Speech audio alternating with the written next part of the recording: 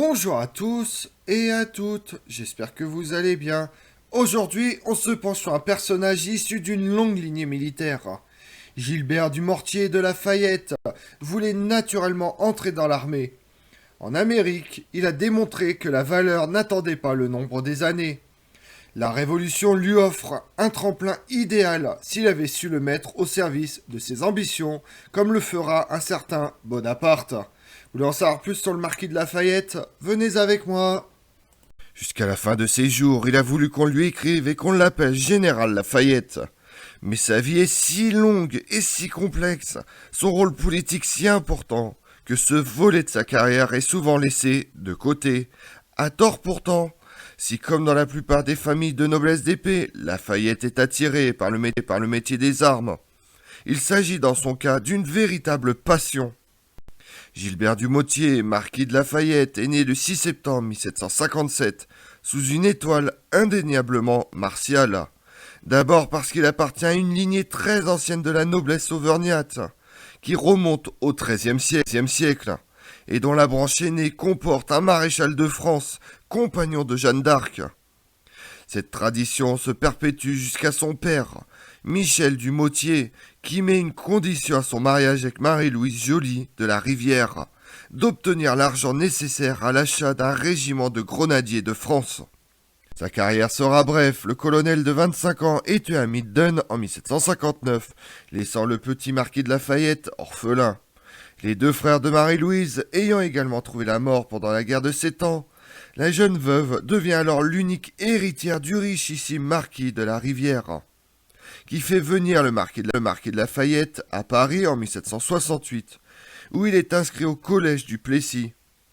La mort de sa mère et du marquis en 1770 fait du Gilbert du Motier un des plus riches héritiers de France.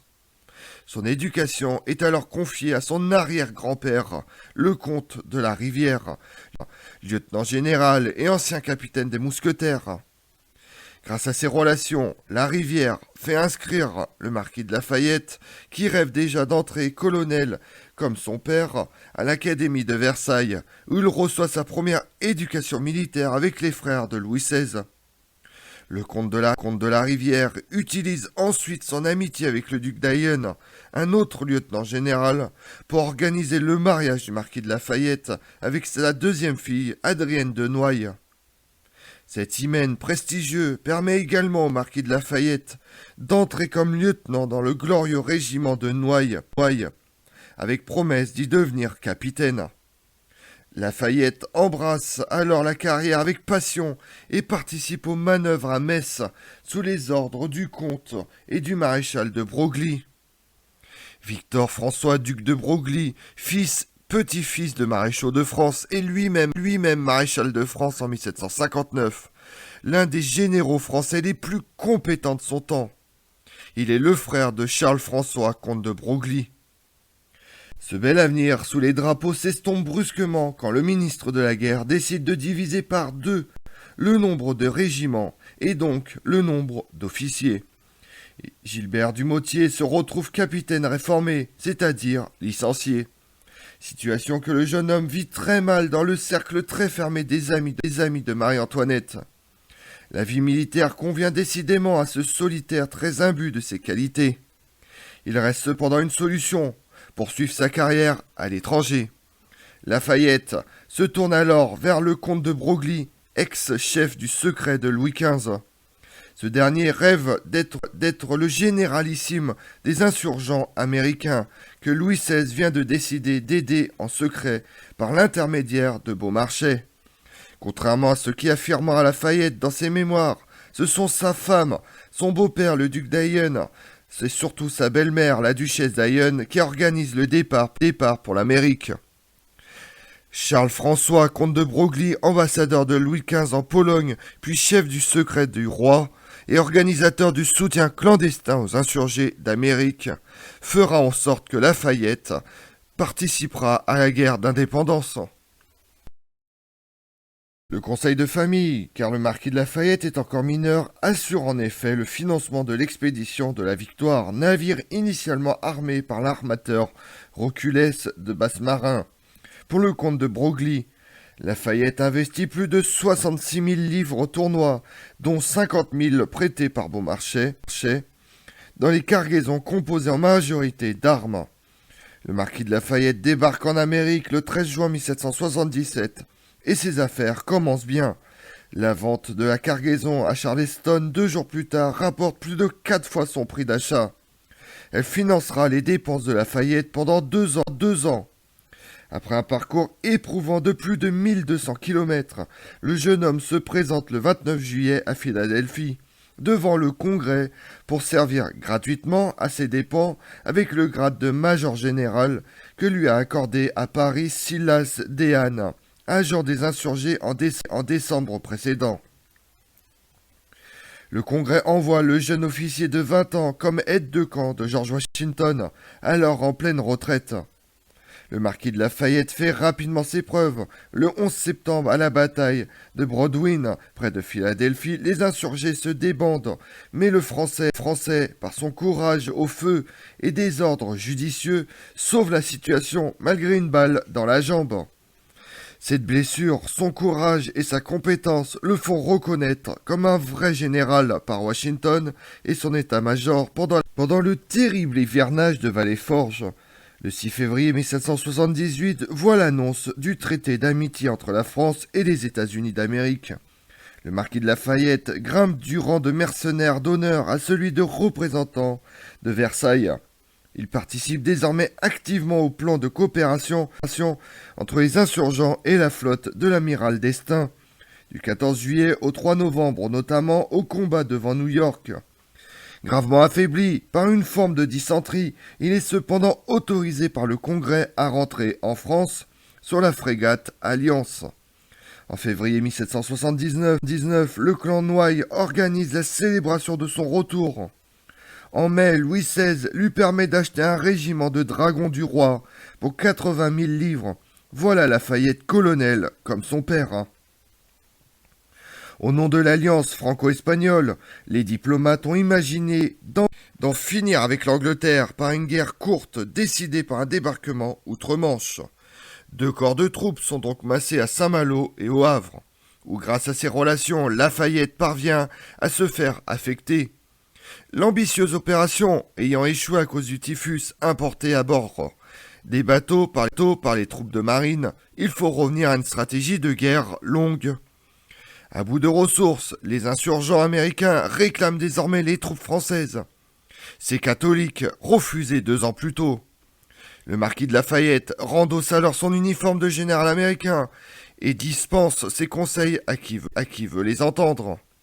Louis XVI l'envoie sur la frégate Hermione annoncer l'arrivée de l'escadre de Ternay et ses 6000 soldats confiés à un officier chevronné, Rochambeau. Vétéran distingué de la guerre de succession d'Autriche et de la guerre de 7 ans, Jean-Baptiste Donatien de Vimeur, comte de Rochambeau, reçoit en 1780 le commandant du corps expéditionnaire français en Amérique, où il joue un rôle clé dans la victoire de Yorktown. Fait maréchal de France, ce sympathisant modéré de la Révolution, commande l'armée du Nord en 1791, mais démissionne en mai 1792 à la suite du conflit avec Dumouriez. Après avoir réchappé à la terreur, il se retire définitivement.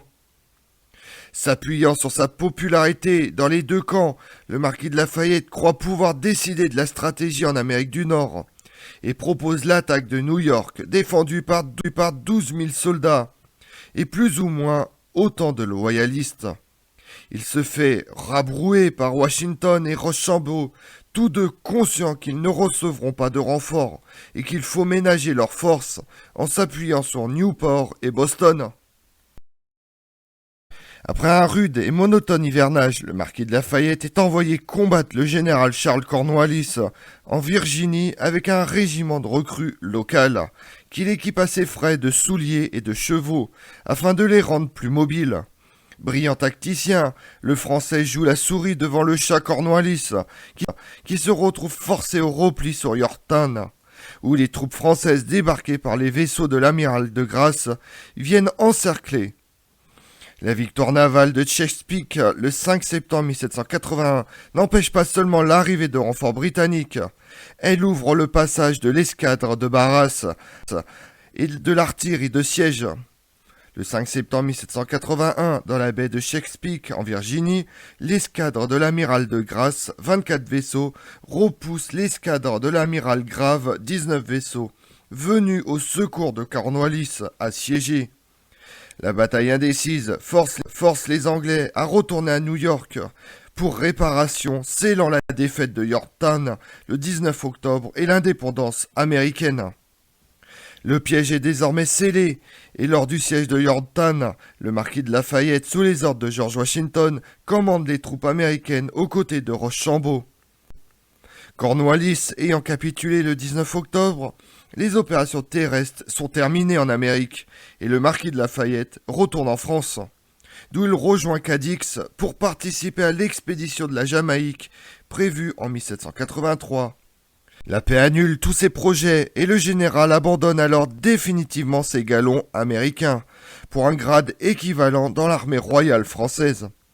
Enfin majeur, le 6 septembre 1783, le marquis de Lafayette entre en possession de sa fortune et achète un hôtel particulier qu'il baptise ambassade des États-Unis.